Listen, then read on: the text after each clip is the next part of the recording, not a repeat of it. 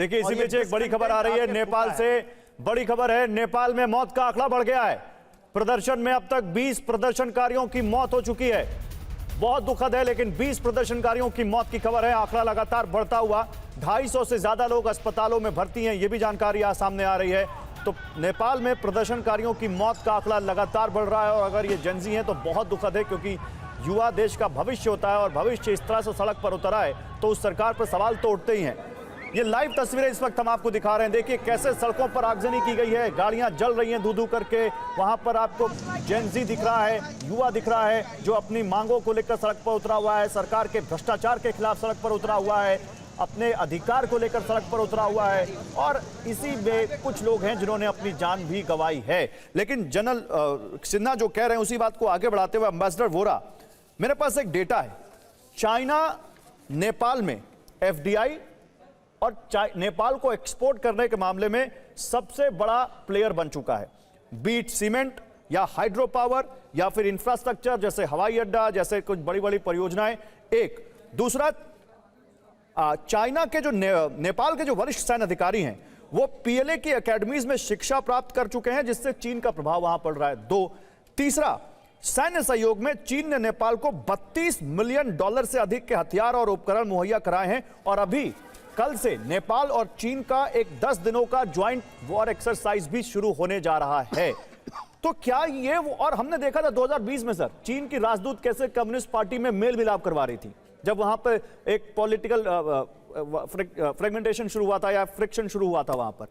तो क्या ये चीन, और जैसा कि जानकारी ये भी कि मैंडारिन सिखाने वाले स्कूलों की तादाद भी चीन में नेपाल में बहुत बढ़ती जा रही है, तो क्या ये चीन का बढ़ता हुआ इन्फ्लुएंस है जिसने अमेरिका को ये मौका दिया कि यहां पर आए और उसके खिलाफ कुछ ऐसा करे जो यहां पे अब हो रहा है? सर ये बहुत इंटरेस्टिंग चीज़ है जो आपने कही है। सबसे पहले मैं with the due apologies to my Chinese friends कह देता हूँ कि चीन की सरकार बेवकूफ़ है। जब आप जाते हो, आपने कोई वहाँ इन्वेस्टमेंट नहीं किया, आपने लोन्स दिए हैं नेपाल को, उनका डेट आपने बढ़ा दिया है और इतना बड़ा आपने काठमांडू एयरपोर्ट को मॉडर्नाइज कर दिया, उसके साथ कुछ और बनाया। क्या जहाज़ वहाज़ कोई वहाँ उतरता नहीं है, ये टोटा फोटा जो श्रीलंकन में same story. Secondly sir, take it from me, हो सकता है कि इस समय कम्युनिस्ट सरकार हो, लेकिन नेपाल के जो 20, 30, 40 साल की उम्र के लोग हैं उनको याद है कि जब माओइस्ट इंसर्जेंसी हुई थी 10 साल चली थी सर, नेपाल खत्म हो रहा था, आग लगी हुई थी। उनको याद है कि कम्युनिस्ट लोगों ने, ये प्रचंड साहब की जो पार्टी थी और क्या क्या उन्होंने किया था, दे हैवंट फॉरगॉटन दैट। ये सेकंड थिंग। थर्ड सर, जो मैं आपको बता देता हूँ, मेरा अपना मानना है, बाय द वे ये सोशल मीडिया की जो आपने बात की अर्निंग की, अभी मुझे खबर आई है सर, अगेन ऑन व्हाट्सएप। देखिए अभी जिक्र हो रहा था कि व्हाट्सएप चल रहा है, शायद virtual private network. Elon Musk जो है वो एक्स वाला जो मालिक है, उसने कहा है इतना भ्रष्टाचार है नेपाल में कि हम वहां रजिस्टर नहीं करेंगे, हमें रजिस्टर करने नहीं दे रहे थे, पैसे मांग रहे थे। अब सही है कि नहीं आई डोंट नो, ये मेरे पास अभी खबर आई है। So it's a volatile combination sir, unemployment, under employment, corruption, soaring prices, सब मिला के इसका फायदा कौन उठाना चाहता है? चीन तो पूरी कोशिश कर रहा है, लेकिन sir the Nepalese don't like communism. ये मैं आपको स्पष्ट रूप में तो कई बार आप क्योंकि डिप्लोमेसी समझते हैं और टॉलरेट पॉलिटिक्स को समझते हैं, कोशिश की थी कि कैन वी से बांग्लादेश पार्ट 2 या प्रीमेच्योर होगा भी कहना? नहीं sir, not at all sir, नहीं होगा सर। वो आतंकिस्तान जितने मर्जी कोशिश कर ले, Nepalese young people they like democracy and they love India. सीधी बात है sir, they like to be like us. वो हमारी तरह होना चाहिए। पर कैपिटा $1500 है साल की, हमारी जो है 3000 है। They look on India as a role model. ये सब कहने की बातें होती हैं सर, रियलिटी इज नेपाल उसके सिलसिले में नहीं कह रहा था कि ये सत्ता ही बदल जाएगी। मैं तो ये कह रहा था कि क्या ये छात्रों का आंदोलन है, वहां भी छात्रों का आंदोलन था, फिर वहां पर रिजीम चेंज हो गई। क्या इस छात्रों के आंदोलन के पीछे भी कोई विदेशी ताकत का हाथ हो सकता है? छात्र उसको लीड कर रहे हैं। हाँ सर, ये इस समय कहना मुश्किल है। जो इन्फॉर्मेशन मेरे पास है, ये छात्रों का आंदोलन है, स्पॉन्टेनियस पूरी तरह से नहीं था, क्योंकि वो क्रोबार और हथौड़े लेके गए थे, पार्लियामेंट की दीवारें तोड़ के अंदर चले गए थे। शुरुआत बिल्कुल पीसफुल थी, फिर भड़का। इसका मतलब कुछ मैं जनरल सिन्हा आपके पास आ रहा हूं, पॉलिटिकल पार्टीज इसमें कूद पड़े। मैं जनरल सिन्हा आपके पास आ रहा हूं। एक आशीर्वाद से बात कर लेते हैं। आशीर्वाद, देखिए आप ही के आंदोलन के बारे में बात हो रही है, आपके आंदोलन का लीडर कौन है? कैसे आप लोग यहां पर आए? क्या आप लोगों ने क्या इसका कोई प्लान बनाया था? क्योंकि अब ये काठमांडू तक लिमिटेड नहीं है, पूरे देश में आपके फैल चुका है। और आप लोग कैसे सरकार से बात करेंगे अगर सरकार बात करेगी तो? Definitely we do not have individual leader here. हम लोग एक ग्रुप है ना। और जनरली जेनजी पीपल हम लोगों ने जिस तरीका से सोशल मीडिया चल रहा था थोड़ा बहुत उसमें डाले। अब वक्त आ चुकी है देश को दिखाने के लिए। जेनजी जनरेशन भी इस नेपाल में एक्टिव है और हमारा कोई इंडिविजुअल लीडर नहीं है। और हम लोग का यही कॉन्सेप्ट है कि जिस तरीका से ये अभी का गवर्नमेंट करप्ट हिसाब से चल रही है और ये थ्री ग्रेट बिग लीडर प्रचंड साहब, केपी ओली साहब और शेर बहादुर देवा जी म्यूजिकल चेयर खेल रहे हैं प्राइम मिनिस्टर वाली, उससे हम लोग तंग हो चुके हैं। अब हमें नहीं चाहिए, हम लोग किसी से बात नहीं करने वाले अब ये होने के लिए। हम नहीं लोग तो फिर सोल्यूशन क्या है इसका आशीर्वाद? अगर आप बात नहीं करेंगे तो आप कैसे, सोल्यूशन क्या है आपका? फिर आप क्या चाहते हैं? We have young leaders here. We have young leaders here in Nepal. हम लोग उनको अप्रोच करेंगे आगे आने के लिए, कंट्री चलाने के लिए उन लोगों को अप्रोच करेंगे। और एक आपने बहुत अच्छी बात कही कि किस तरीके से हम लोग बात करेंगे।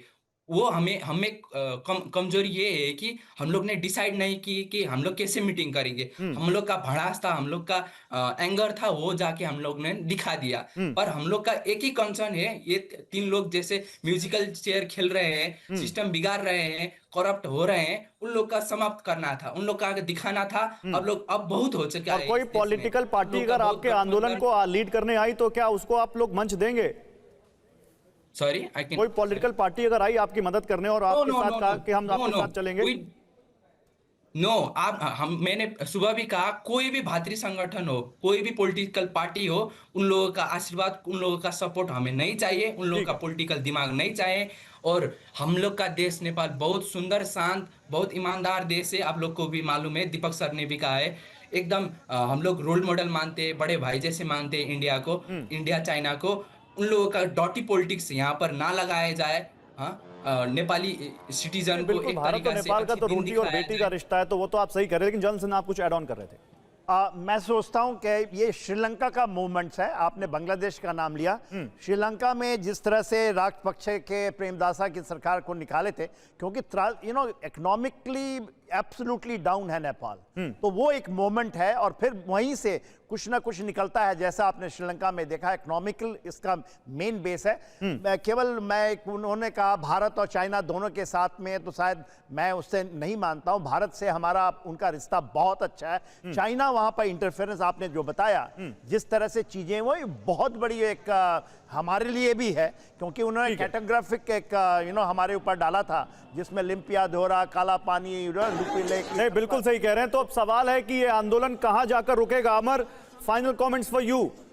कहां जाकर रुकेगा? लीडर कोई है नहीं, इनको पता नहीं है बात कैसे करनी है, प्लान कोई है नहीं। गुस्सा था वो आगे आ चुका है, हालांकि ये गुस्सा बहुत बढ़ चुका है। अब कैसे कंट्रोल होगा? और क्या लगता है आपको, ये आंदोलन अगर वो 26 बैन आज खोल दिए जाएं तो रुक जाएगा या नहीं? Yes, it's a very vital question that you have asked me. अब ये आंदोलन किस रुख लेगा, ये तो अभी इस समय हम जो आपसे बात करें, अभी तो कुछ नहीं बता सकते। हमारी जो इन्फॉर्मेशन अभी आया है कि सरकार की कैबिनेट मीटिंग अभी चल रही है जी, नेपाल के समय। I think national security council की मीटिंग चल रही है आपके यहाँ, वो भी मीटिंग हुई है। 15 मिनट पहले शुरू हुआ था। और ये कैबिनेट मीटिंग भी चल रही है। ओके, कैबिनेट मीटिंग में भी चल रही है, और वो कैबिनेट मीटिंग भी कुछ डिसाइड करेगी। और आपको मैं ये भी बता दूं कि ये नेपाली कांग्रेस जो कोलिशन गवर्नमेंट का एक अहम हिस्सा, नेपाली कांग्रेस जो है, उसने सरकार से फिरता आने के लिए, सरकार से विथड्रॉ करने के लिए उसने मांग की है। और जो होम मिनिस्टर है वो भी नेपाली कांग्रेस के होम मिनिस्टर है, रमेश लेखक, उसके भी राजीनामा की मांग की है। सो अभी ये बहुत वोलेटाइल सिचुएशन है।